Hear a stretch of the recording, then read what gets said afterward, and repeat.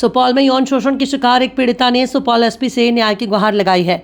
इसको लेकर एसपी को एक लिखित आवेदन भी दिया है, जिसमें पीड़िता ने कहा कि करीब 8-9 वर्षों तक आरोपी ने मुझसे शादी का प्रलोभन देकर अवैध संबंध बनाए। इस दौरान वे 3 बार गर्भवती भी हुई, लेकिन आरोपी ने उसे दवा खिलाकर गर्भपात करवा दिया। जब वो शादी के लिए कहती तो आरोपी द्वारा भरोसा दिलाता कि शादी कर लेगा, लेकिन बाद में उसे किसी और से शादी कर ली, जिसके बाद पीड़िता ने करजाइन थाने में आवेदन देकर न्याय की गुहार लगाई, जिसके बाद उक्त मामले में केस भी दर्ज किया गया। लेकिन केस दर्ज होने के 4 महीने बीतने के बावजूद अब तक आरोपी की ना ही गिरफ्तारी हुई, ना ही उसके खिलाफ कोई ठोस कानूनी कार्यवाही हुई। पीड़िता ने आवेदन में कहा कि अब आरोपी खुलेआम मेरे और माता पिता में भाई को जान से मारने की धमकी दे रहा है।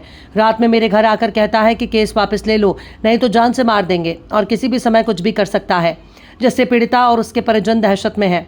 पीड़िता ने एसपी सुपौल से इस मामले में आरोपी के विरुद्ध समुचित कार्यवाही की मांग की है। था गांव का एक लड़का था जो कि मेरे घर की थोड़ी दूर में था, और मेरी बहन थी, उससे प्रेम प्रसंग चल रहा था, और उसने कर रहा था कई साल से, और किसी को जानकारी नहीं दिया। जब उसका शादी उदी उसका माँ बाप ने कहीं करने लगा तो मेरे बहन ने विरोध किया। उसके बाद उस लोग ने शादी तो कर ही लिया। उसके बाद ये लोग धमकी चमकी देने लगा, मेरे परिवार को मार दूंगा, ये कर दूंगा।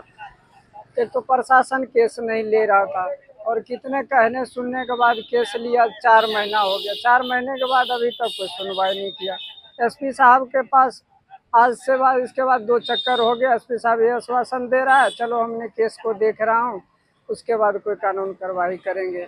और लड़के जो मेरे घर की बगल के था, उसका नाम अमरेंद्र कुमार मेहता है, उसका पिताजी का नाम देवेंद्र प्रसाद मेहता है। तो क्या परेशानी हो रही है?